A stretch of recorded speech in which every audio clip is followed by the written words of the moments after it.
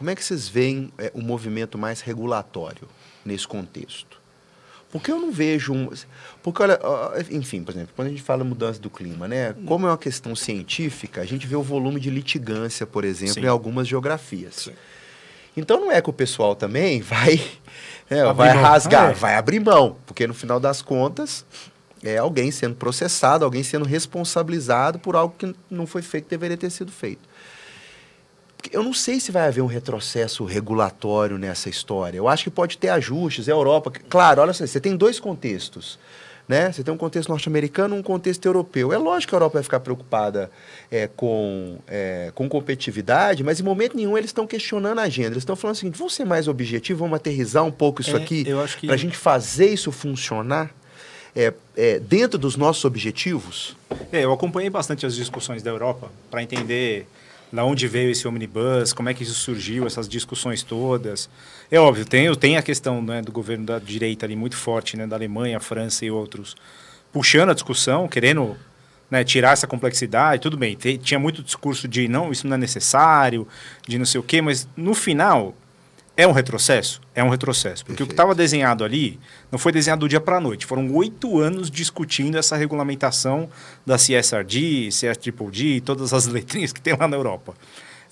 E o que saiu agora, que ainda vai, óbvio, passar por todas as escalas de votação lá do Parlamento Europeu e tudo mais, eu vejo como uma simplificação barra uma coisa mais objetiva sobre o que se espera com isso. Perfeito. Então, assim, as empresas listadas grandes, de grande porte, permanecem na agenda.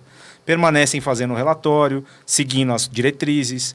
O relatório vai olhar muito mais uma informação quanti do que quali. Porque é isso, você quer medir o que é relevante e objetivo para a organização nessa agenda. A dupla materialidade permanece, que é um bom instrumento. A gente tem um podcast que só fala disso. Acho que é legal quem quiser escutar um pouco mais. E eu acho assim, afrouxou-se de alguma maneira, o volume de empresas que vai entrar, o tempo para as empresas entrarem, porque eu também acho que as empresas estão tentando entender o que eu vou ter que prometer, o que eu vou ter que fazer, como é que eu vou ter que me comprometer com isso, porque isso é litígio depois. Essas empresas vão ser... ainda são, né? Se você não publica o relatório hoje das empresas que estão lá listadas, elas podem tomar um processo com relação a isso. Então, acho que vai ser a flexibilização é mais para as menores empresas também. Para as menores, sim. E uma coisa que eu gostei, que eu li, é que, tipo assim, o compromisso da meta europeia de ser net zero continua. Não, isso não muda. Então não tem retrocesso do compromisso geral. O retrocesso que teve foi na regulamentação da agenda de sustentabilidade como um todo. Sim. Que aí eu acho que tem muito essa questão de como é que nós vamos competir com as empresas americanas que parece que pode tudo. Mas aí eu volto um pouco pro meu argumento do começo, sabe? Que talvez a galera tava no hype, numa loucura coletiva de fazer uma coisa que é perfeita. Sabe? Então eu fico vendo esse rigor que teve ali, sabe? Muito... Pô, você viu, o produto novo que a gente está lançando de Supply Chain Finance, olha como é que é o processo dentro de uma mentalidade europeia de fazer uma avaliação da nossa metodologia, da nossa matriz, da nossa maneira de operar. E assim, estava tudo certo, né? Assim, no recheio nós não mudamos em nada, entendeu? Foi só em volta do recheio, tem que dar mais detalhe aqui, tem que não sei o que ali. Então, assim, talvez foi mais um desperdício de tempo do que um retrocesso na minha cabeça, sabe? Porque eu ainda tô nessa expectativa que esse movimento de ajuste, ele é importante para a agenda. Ele vai trazer objetividade, ele vai dar mais clareza de onde a agenda gera valor, não gera valor. Mas, ó, não sei se você concorda comigo, concordo. tá? Eu tô pensando alto aqui, eu sei que eu sou especialista nessa coisa, porque eu não sou especialista nessa parte de reporting, essa agenda regulatória de mas KPIs. Acho que é trazer um tempero para a discussão. Uma das instituições que mais fez advocacy para essa simplificação foi o ISSB. Aí. Que é a instituição que está fazendo toda essa parte de reporte, de regulamentação e tudo mais. Para convergir para o ISSB, né, para se adaptar, ter só uma matriz de uma materialidade só financeira, para não ser olhado para a materialidade, para simplificar e para ser comparável com outras regulamentações que estão saindo em outros países. Porque assim, a regulamentação o que sai, né, o RFRS lá, ele é adotado e está sendo adotado amplamente. Canadá adotou, Brasil já tinha adotado, país da América do Sul, o Brasil foi o primeiro, Japão adotou, China Acabou de adotar, essa semana colocou para consulta pública. Austrália, Nova Zelândia, alguns países da Europa. Tu também tem uma questão que a gente vê ali que isso é retro... Não é. Não tá é um todo retrocesso. mundo falando a mesma língua. Todo mundo está falando que é o quê? É o que é material. Que é o que é relevante pro business. E entra na agenda de risco. Que eu acho que é um pouco... A gente falou também num episódio sobre isso, né? Como é que essa agenda entra dentro das empresas. Então é muito sair de uma discussão que a gente tem hoje com as áreas de sustentabilidade, que acho que ainda tem um pouco do romantismo, né? Do relatório grande, dos indicadores, do relatório GRI, aquela coisa bonita, aquela coisa que ninguém lê, para bota no balanço.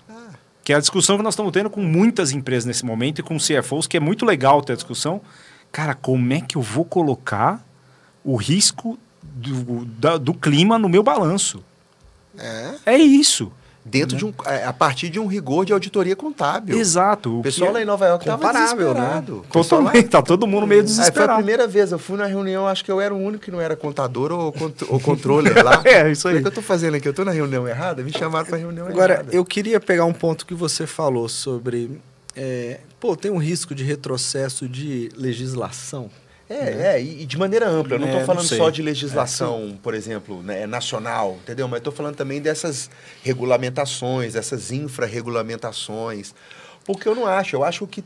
Desculpa, aí você vai raciocinar e desculpa te interromper, mas a minha conclusão é que é esse ajuste da objetividade. Porque, para mim, o que a Europa está fazendo? A Europa está fazendo o seguinte: o meu objetivo, meu compromisso está cumprido, tá certo? Agora eu tenho uma função para otimizar, que é o seguinte: como que eu cumpro esse compromisso e também garanto a minha competitividade dentro desse cenário de comércio internacional que está mudando rápido. Sim. Mais rápido do que eu gostaria, não estou entendendo o que está acontecendo. Cara, vai ficar melhor, vai ficar mais objetivo, eu acho. E outra coisa, se a gente pensar sobre legislação em todos os níveis, vamos pensar no global, assim.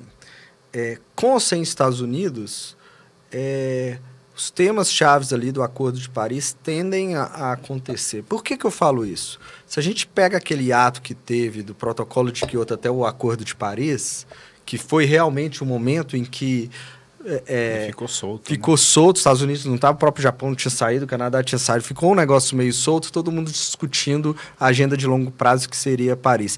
A agenda chegou, Paris está aí, os países estão com metas, ainda poucas... já renovadas, se eu não me engano, só 17 das 198. Então, assim, nessa Copa do Brasil, isso tem que andar. Eu acho que é um quantitativo para a gente ver o quanto que essa agenda vai crescer ou não. Mas...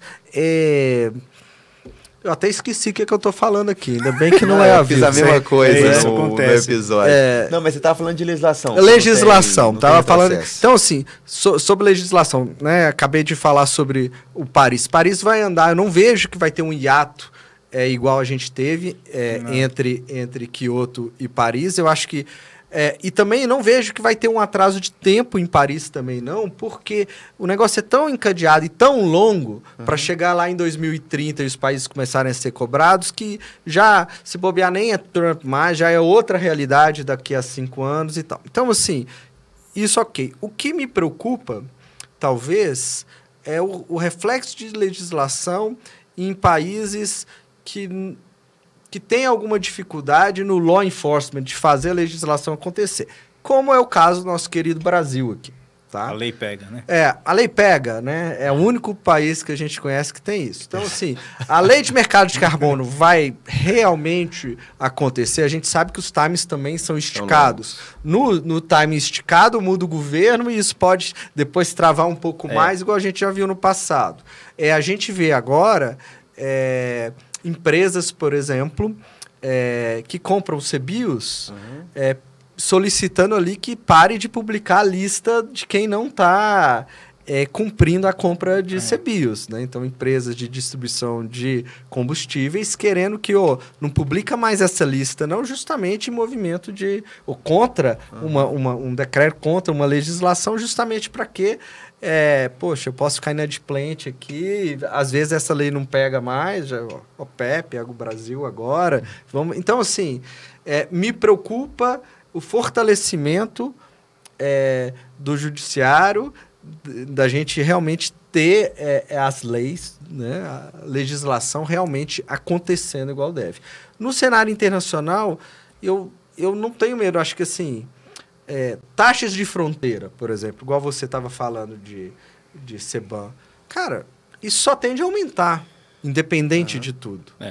Só tende a aumentar porque cada país tem uma pressão e um significado e um investimento diferente, e a produção é mais suja ou mais limpa, e isso gera, a externalidade do carbono gera um custo ali diferenciado. Então, assim, pode ter uma postergação de tempo? Pode, mas isso vai acontecer. Fato. E, novamente, o Brasil pode ganhar com isso também. Mas antes da gente entrar nessa linha da oportunidade para o Brasil e também para os outros países, talvez colaborando com a discussão, se a gente está dizendo que muito provavelmente nós vamos tomar mais risco, porque a gente está olhando que, vamos lá, petróleo, drill e segue esse barco, significa que nós estamos comprando o risco do clima. Significa que o cenário que a gente quer é o de 2,5 graus, sei lá 3. Que a gente está olhando, os modelos que a gente tem hoje estão 5 anos para frente. É ruim usar esse exemplo do Rio Grande do Sul, porque foi uma tragédia, mas pode ser que a gente tenha mais Rio Grande do Sul ao longo dos próximos anos. Será que esse tipo de... a materialização do risco, ela é uma coisa que acorda? Quantas empresas a gente não conversou sobre risco climático, querendo atualizar os seus modelos por causa do que aconteceu? É verdade. E não foi só no Brasil, a gente teve contato de fora, da galera querendo entender como é que esse negócio vai impactar o meu negócio. Então, será que a materialização, porque a gente está comprando mais risco, não atrasa essa agenda de legislação? Não atrasa no sentido de se não desacelera. O que a gente está vendo como retrocesso hoje, talvez a gente nem sinta, porque as empresas vão sair correndo atrás desse negócio. Você está falando que vai, assim, o movimento acontece independente da legislação ou não. De uma legislação. Eu acho que pode ser, assim, é aquilo que a gente conversou no episódio lá com a Zazá de mercado, fala assim, cara, se eu fosse executivo de uma grande empresa hoje, eu não sei que executivo hoje desconsidera ou desconsideraria essa variável para determinadas decisões de investimento, entendeu? Operacional. É isso, é uma decisão, para mim, cada vez mais uma decisão de negócio, entendeu? Você tem uma operação no Sul. Você não vai olhar esse negócio? Você não vai olhar o que aconteceu e não vai, enfim, procurar saber um pouco melhor né, quando que isso pode acontecer de novo, em que escala, como que o governo está se preparando, se o governo está se preparando, se tem uma coisa que você pode fazer. Até o setor agro que ficou fora da política de mercado de carbono, nós estamos com risco de perda de safra também. É isso. E aí? E aí a galera... E assim, convenhamos, né? Nesse tempo todo de Way Carbon, né? Quase 20 anos. Uma coisa que com certeza a gente viu é que o setor privado anda muito mais rápido que o governo. Mas isso muito mais. Foi, né? Por isso que a minha crítica lá sobre o mercado de carbono, do timing ser muito longo, porque o setor privado... Não vai esperar, eu lembro, sei lá, umas 6 COPs atrás, o governo privado, o setor privado assinando 500 empresas que eram a favor de um mercado de carbono no Brasil. Então, assim... concordo. Talvez a gente não sinta porque empresas vão continuar pressionando e sentindo a realidade, sentindo o mercado e sendo impactado no dia a dia, né? A gente viu aqui Rio Grande do Sul, a gente viu os incêndios na Califórnia, então começa a ficar mais tangível para a população, né? E talvez não só para uma população tão vulnerável, né? Porque o que aconteceu na Califórnia, por exemplo, foi outro nível. Outro nível. O que aconteceu aqui em BH, aquela vez que a Lourdes alagou. Pois é. Era só carrão nas garagens para baixo, sendo guinchado no outro dia. Certamente, cara, acho que o impacto ele passa a ultrapassar, enfim, essa camada vulnerável da sociedade, ela sempre vai sofrer mais. Muito, mas ele começa, não tem fronteira para essa coisa, a gente sabe disso e vai desdobrando. Agora, o que eu queria falar também é o seguinte, porque quando eu penso em regulação e legislação, Felipe, eu não estou pensando só no enforcement, né, na aplicação de uma lei, porque alguém tem que fazer alguma coisa. Mas, por exemplo, todo o movimento que a gente tem de Banco Central, de CVM, o Ministério da Economia hoje discutindo a taxonomia brasileira lá com o plano de desenvolvimento, como é que é, bioeconômico, eu esqueci o nome do plano nome federal. Então, assim, tem também esse papel do governo, ou talvez este é o papel mais importante de governo, né, de fomentar e de destravar e de fazer um de-risking, né, de tirar risco ou de apoiar de alguma forma para agendas que são emergentes e que precisam ser transformadas, né, a partir de um empurrão mais pesado. Eu não sei se aí vai haver talvez um retrocesso, sabe? Eu acredito que não, sabe? Porque uma coisa que eu vejo que é muito diferente dos Estados Unidos, né, que lá virou politizado demais o tema, né? Nossa, muito.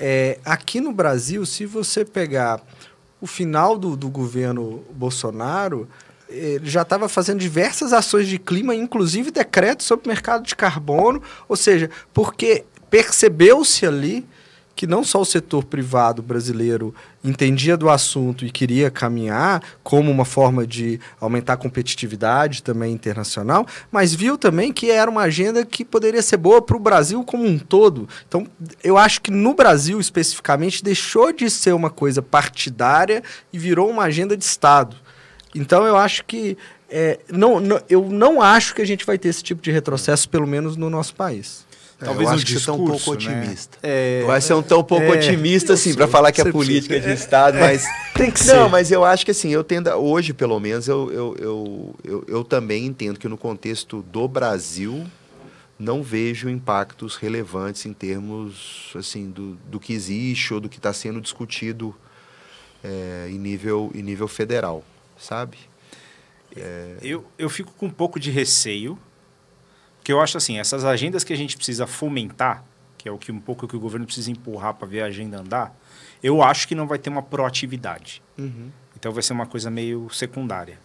Por outro lado, a agenda que já anda, vamos chamar assim, essas agendas de CVM, de Banco Central, que estão empurrando essa questão, vai muito o setor privado chegar lá primeiro e falar assim, regulação, vem cá, porque está meio bagunçado. Vem dar uma ajudinha só para... A gente vai ter um teste importante aí com o EcoInvest, né? Assim, o governo emitiu os 2 títulos soberanos sustentáveis. Grande parte desse recurso está sendo alocado agora pelo Tesouro para iniciativas privadas, né? Quer dizer, os bancos precisam dar a contrapartida ali, fazer a alavancagem desse recurso. Só que aí, de novo, eu não acho que vai ser uma questão regulatória ou do mecanismo, que é super legal ali, vai ter taxa atrativa, mas mais esse momento talvez da conjuntura, né? Qual que é o apetite do setor privado hoje no Brasil para tomar esse dinheiro, para poder fazer as transformações cujo recurso se destina, né? Porque é dinheiro barato, mas é um dinheiro barato que precisa ser usado. É um dinheiro barato para uma agenda específica que está definida pelo Tesouro Nacional. Mas esse vai ser um teste interessante para a gente ver o que vai acontecer sobre uma perspectiva de apetite do setor privado, investimentos na agenda de descarbonização, na agenda de adaptação. Sim. Enfim, tá para rodar, né? Vamos ver aí para que lado que vai. E aí? É mais oportunidade? É mais risco? Para onde vai essa agenda esse ano? Cara. É mais se a gente puder tentar fechar. Eu não sei que assim é mais bagunçado mesmo, né? É confuso, é bagunçado. Para outras geografias, eu acho que vão sofrer mais do que o Brasil nessa agenda, tá?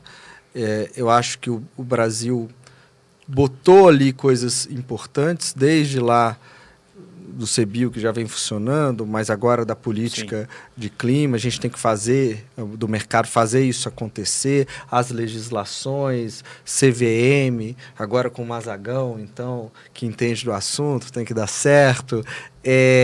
O Banco Central também cobrando já num nível super alto, liderando essa agenda também no mundo. Eu não acho que aqui a gente vai ter tanto retrocesso por causa dessa agenda global incerta. Talvez aqui a gente sofra mais pelo timing de uma economia que a gente está com juros altos. Então, assim, o apetite também das empresas de investirem na agenda de sustentabilidade em si vai ser ponderado com outros desafios de curto prazo que eles têm, mas eles não vão deixar essa agenda de lado. Essa é a minha visão. Assim, o meu cenário hoje, se eu tivesse... Vamos lá. Bola de cristal do Henrique. Não, o meu cenário hoje, assim, se eu tivesse que dar uma recomendação para alguém, eu acho assim, de viés positivo, né, esse ajuste se dando, trazendo um pouco mais de objetividade, um pouco mais de clareza do que é importante, do que não é importante, do que de fato vai acontecer. Ou seja, tirar um pouco do hype, tirar um pouco do blá blá blá, da onda que isso aqui vai resolver todos os problemas, que a gente sempre soube que isso nunca iria resolver todos os problemas. Então, acho que num viés positivo, né, vem basicamente isso que talvez seja uma oportunidade mesmo, sabe, de corrigir um pouco essa agenda corporativa de sustentabilidade para falar, cara, o que importa de verdade, como que isso vai ser conduzido, né? E sobre um viés negativo, eu acho assim, discursos que misturam as coisas para falar que a agenda não é mais importante e que, portanto, não deve ser mais perseguida. Então, acho que é muito cuidado que a gente tem que ter com isso. Particularmente na agenda de clima, um discurso perigoso falando já passou, né? Não consegui mais resolver, então segue a vida. Né? Como é que é? Drill, drill, drill? Como é que é o... Drill, baby, drill. Drill, baby, drill. Então, assim, tem que tomar muito cuidado com isso, porque isso não é verdade, né? Porque também é o seguinte, desconsiderar uma agenda não quer dizer que a agenda deixou de existir, que o problema deixou de existir. Vou esconder o problema aqui embaixo da mesa, mas ele não vai fazer nada. Exatamente. Então é isso, assim, não é porque o setor financeiro nos Estados Unidos se movimenta para fora que o risco climático não vai continuar sendo uma realidade para retorno dos ativos que estão naqueles portfólios. Então, assim, não é por aí. O problema não some porque você deixa de olhar para ele, entendeu? Então, acho que no viés negativo, acho que tem essa questão. No viés negativo, cara, certamente tem isso que o Felipe traz. Eu acho que, assim, tem uma fragmentação que traz mais complexidade.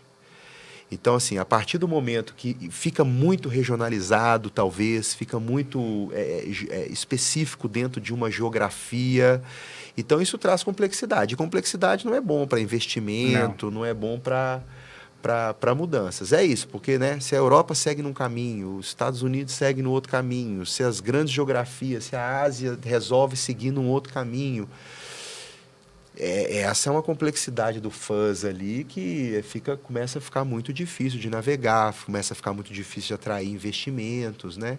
Que é isso, a agenda de Sustainable Finance, ela foi muito importante, continua sendo muito importante, será muito importante pela capacidade de mobilizar recursos dessas geografias que às vezes não viam oportunidade de retorno ali, mas tem várias oportunidades na nossa geografia aqui, América Latina como um todo. Então, acho que sim, eu vejo talvez esse lado meio cheio do copo da objetividade, sabe, um momento de criticar sem ter vergonha de criticar, ou as empresas talvez assumirem que não quero fazer isso mesmo, desmascaram um pouco, sabe, o que estava ali, né, escondido, que ninguém tinha coragem de assumir. Então é sem vergonha nesse sentido, sem vergonha, não tem vergonha de falar que agora é drill, baby, drill. Beleza, vamos entender que a posição é essa, o que a gente vai fazer com isso. Inclusive para cobrar como sociedade, né, quem está assumindo esses posicionamentos. E do viés negativo, eu acho que, assim, esses discursos que vão ficar mais perigosos, a vocalização do questionamento, a fragmentação das ações, né? Não tem mais convergência de esforços, do que é importante, do que não é importante. E eu acho que para clima, principalmente, é uma preocupação, assim, a agenda de mitigação como esforço global, eu acho que é muito importante a gente entender o que vai acontecer. Pela relevância de emissões dos Estados Unidos, também pelo que já está na inércia e não volta. Eu falo isso um pouco no artigo lá para Neomundo, porque, cara, tem uma parte muito, muito importante da transição energética que ela está dada, independente de governo, porque é resultado, é geração de valor para setor privado. Cara, já foi. Você vai falar o quê? Você não vai brigar contra, né? Isso é bem interessante, né? Pega a questão de carros elétricos. Cara, pode fazer o que quiser lá nos Estados Unidos em termos de exploração de petróleo e a venda de carro elétrico vai aumentar. Vai aumentar. É fato. Né? Então, você vê certas agendas que você não consegue realmente parar. Né? Eu, particularmente, eu vou terminar aqui falando a minha visão positiva, né? Tem altos e baixos nessa agenda. eu acho que as empresas... pensa num ambiente competitivo, onde a situação aperta, e aí tem concorrentes que param de ser concorrentes ou largam alguns escopos, algumas agendas, etc. Isso abre espaço para quem fica se posicionar e virar líder de mercado também. Então, quem quer e quem entende o clima como um grande desafio para o capitalismo, para a sociedade, tem talvez, nesse momento de incerteza e baixo, a grande oportunidade de se posicionar e assumir uma liderança futura, né? E sim, os modelos climáticos e a realidade está mostrando que os eventos climáticos extremos não são coisas do futuro, são coisas do dia a dia e cada vez mais presentes e cada vez mais intensos. Então, a própria população naturalmente tende a cobrar. E eu acho que quando o calo aperta, a humanidade ela resolve. Eu falo muito isso no exemplo da Covid. Problema ambiental global, que o que deveria demorar 10 anos, para que é o tempo padrão de ter uma vacina, em 1 ano a gente conseguiu uma vacina e vacinou bilhões de pessoas, né?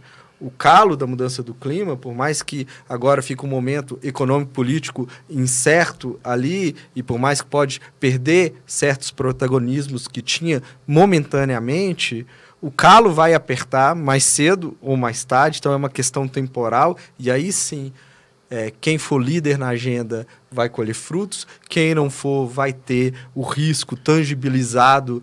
Vai precisar se ajustar muito rápido, vai se ajustar muito mais rápido, vai custar mais caro. Então, assim, a agenda continua importante. Eu acho que, dando meu pitaco, a agenda não vai perder a sua relevância, ela vai continuar sendo importante. A gente tem esse período de ajuste, que eu vejo muito como uma transição, assim, sabe? De você ser mais... Da empresa dar mais objetividade, disso que você muito falou, né? Da empresa olhar e falar assim, não, beleza, isso aqui não faz sentido, isso aqui eu vou dar um passo para trás, eu vou rever isso aqui. Tem empresa que nem sabe o que faz determinadas coisas. Pois é, tem hora que a gente conversa com a empresa e fala assim, cara, por que você monitora esse indicador aqui? Não sei, porque tá lá no GRI. Eu falo, meu Deus, sabe? Aterriza um pouco a agenda, vê o que é relevante para o negócio. Não acho que Acho que tem retrocesso? Sim, tem retrocesso em muita coisa do que a gente está vendo aí, de como é que a coisa estava andando, principalmente nessas agendas que são mais globais e que são interdependentes. Isso eu concordo completamente. Isso não tem como a gente falar que não vai ter um retrocesso. Mas eu ainda vejo assim, a tangibilização dos riscos que a gente está vendo acontecer, infelizmente, o mercado como um todo não vai só ficar olhando o circo pegar fogo, porque ele está perdendo também. Então, assim, eu acho que de uma maneira ou de outra, nós vamos passar meses, talvez 1 ano, nessa transição meio esquisita de saber por onde vai, como é que vai, o que é, mas eu também olho pela oportunidade, porque assim, o espaço que isso vai abrir para outras, ou para empresas que querem preencher realmente essa lacuna, pode ser um grande potencial aí de ver a coisa mudando. O protagonismo da China, talvez mostrando um pouco de como é que você faz uma transição energética de verdade, porque o que eles fizeram em 2 anos é uma coisa completamente absurda, né? Estão instalando o reator nuclear agora, um dos maiores que tem, com uma nova tecnologia, uma coisa completamente diferente. O que eles instalaram de capacidade para renovável nesses últimos 2 anos, eles mostram que é completamente possível e é financeiramente ótimo para o país. É simples assim a equação, né? Reduz risco para o país, melhora a empregabilidade, melhora as taxas de juros do país, se é mais competitivo no cenário internacional. Assim, você vai tapando os buracos um por um ali e talvez esse protagonismo que a gente vê lá, Índia também fazendo muita coisa diferente, agora talvez esse movimento dos BRICS mostrando como é que a coisa pode ser diferente, talvez pode ser um caminho interessante nesse cenário confuso. Cena dos próximos capítulos. É isso. Pô, obrigado. Que loucura isso aqui. Vamos ver na abertura do próximo ano como é que vai ser o papo. Vai ser engraçado o papo. É isso. Obrigado, gente. Valeu, Laura. Um abraço, cara.